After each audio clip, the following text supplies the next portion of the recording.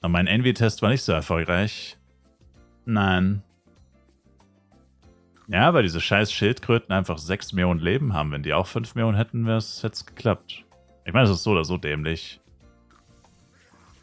Weil der Grund, warum so viele Leute davon schwärmen, ist wirklich die 1v1-Drop-Rate. Also ist halt so. Du kannst in Cursed Dungeons halt leveln, beziehungsweise farmen mittlerweile. Also leveln auch, habe ich ja auch letztens ein Video gemacht. Das lohnt sich auch unter gewissen Umständen. Aber halt auch wirklich nur, wenn man gutes Equipment hat. Muss nicht perfekt sein, aber es muss schon gut sein. Mein Problem ist, mir fehlt halt einfach die gute Waffe. Also bei Sachen, wo es halt wirklich drauf ankommt oder wo es halt wirklich einen Unterschied macht zwischen gut und richtig gutes Equipment, da merke ich halt dann doch, dass ich nur so einen gammeligen Bloody Stuff habe. Ansonsten ist ja mein Equip fein. Es ist wirklich nur der Bloody Stuff, an dem es scheitert.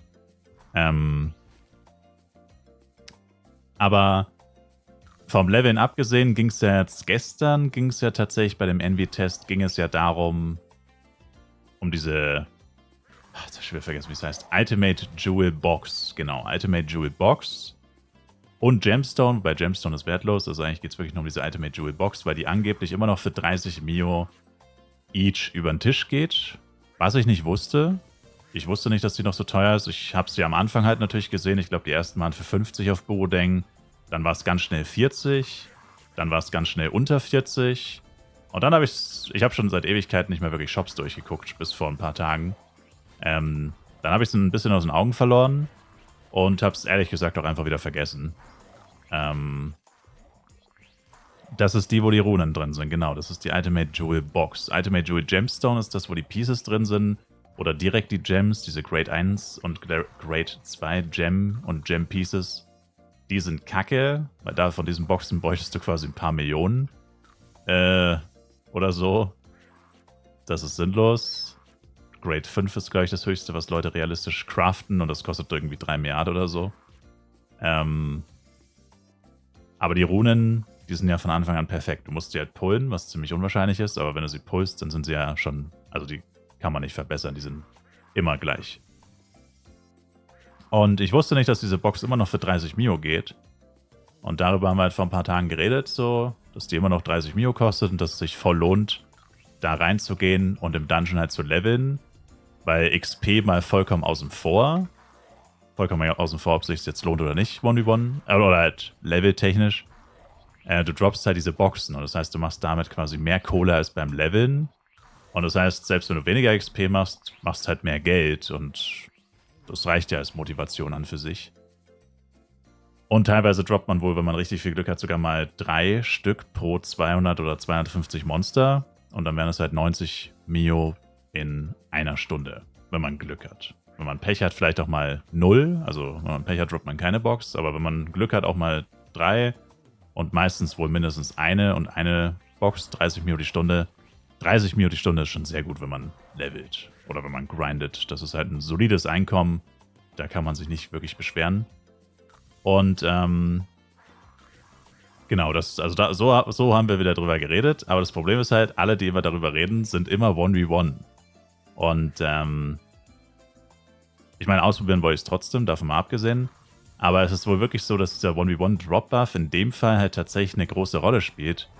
Weil du in einem Dungeon ja nicht unlimitiert viele Monster töten kannst. Also jetzt beim normalen Leveln kann man den 1v1-Buff, also jetzt wie hier zum Beispiel, kann ich den 1v1-Buff ignorieren, weil ich töte locker doppelt so viele Monster wie ein 1v1.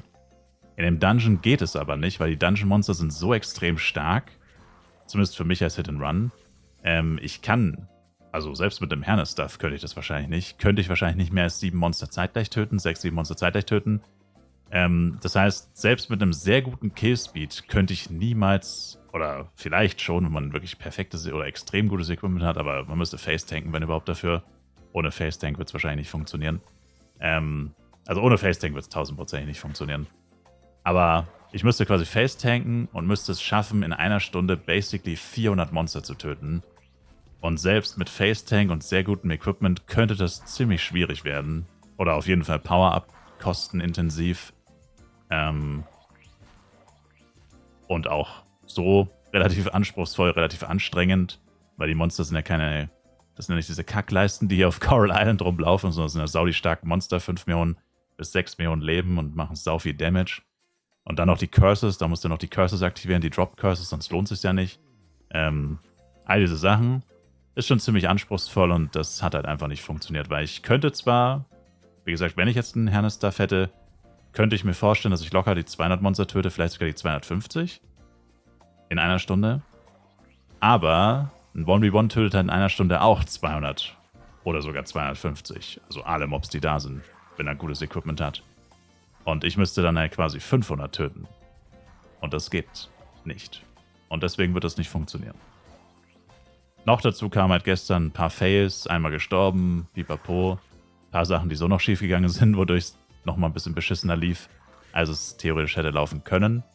Aber Hauptproblem ist einfach wirklich, dass es extrem vom Equipment abhängig ist, wenn du nicht 1v1 bist, weil du eben diesen 1v1 Drop-Buff nicht hast und der beträgt halt, also höchstwahrscheinlich, also muss er, ab 141 beträgt er über 90%. Also runden wir einfach auf, Minimum 100% eigentlich. Und das heißt, ich müsste doppelt so viel Monster töten und das ist bei den Monstern nicht so einfach. Und nur dann würde es sich genauso lohnen wie die Leute, die immer davon berichten, wie sehr sich's lohnt. Wobei ich mich ehrlich gesagt frage, wie die Leute das machen, weil ich bin gestern auch gestorben. Ich trage das 150er PvE-Set und ich hatte Low Grid Heal. Ich hatte, glaube ich, 14,5k oder so. Ich glaube, ich hatte 14,5k HP und wurde gewone-shottet. Und da frage ich mich ehrlich gesagt, wie schaffen es dann 1v1-Leute in dem Dungeon nicht zu sterben, wo du ja auch irgendwie die ganze Zeit von mindestens 2... Also es ist in dem Dungeon ja ultra schwierig, immer nur gegen ein Monster zu kämpfen. Ultra schwer, weil die haben eine relativ große Agro-Reichweite und die stehen ja auch voll oft wirklich in Gruppen. Also einfach 5 Monster nebeneinander oder mindestens 2, 3 Monster nebeneinander. Also ultra schwierig, die zu isolieren. Und ein normaler 1v1, der jetzt ein ganz normales 1v1-Equipment trägt und jetzt nicht Full Power-Up ist, der hat eigentlich keine Chance, da 2, 3 Monster zu tanken. Der wird 1000%ig getötet werden. Oder halt einfach gewone-shottet, so wie ich gestern. Und das war, wie gesagt, mit PvE-Set, mit 20% PvE-Damage Reduction. Was ja ein 1v1 wahrscheinlich nicht tragen würde. Oder vielleicht schon, weiß ich nicht. Muss ich mal fragen. Bei den entsprechenden Personen. Aber, ja. Also ist gar nicht mal so einfach. Also selbst als 1v1 ist das wirklich auch sehr anspruchsvoll. Und ist halt was ganz anderes, als hier so entspannt zu grinden, wo man nebenbei sonst was machen kann. Als 1v1 sowieso und selbst als AOE.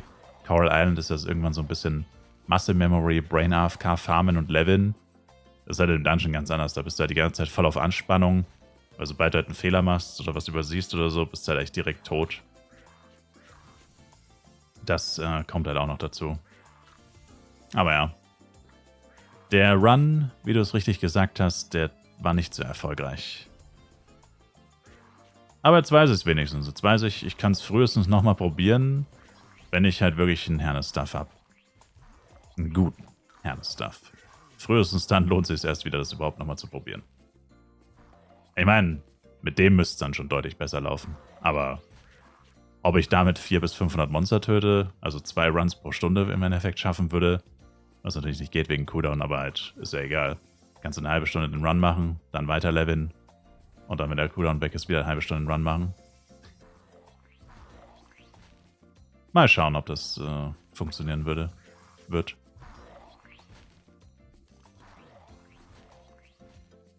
We will see. Ups.